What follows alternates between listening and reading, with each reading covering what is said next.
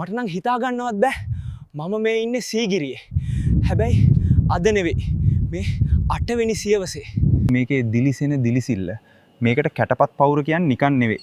ඔයාලගේ phone screen එකට වඩා මේකේ මූණ පේනවා සුපිරියටම. මේ බලන්න මේ ඉන්නේ ඒ කාලේ ටුවරිස්ලා. මෙයාලා මේ කරන්නේ Facebook එකේ ස්ටේටස් අප්ඩේට් කරනවා වගේ වැඩක්. හැබැයි ෆෝන් එකෙන් නෙවෙයි පන් හිඳෙන්. අන්න අරයා ලියන දේ දැක්කද?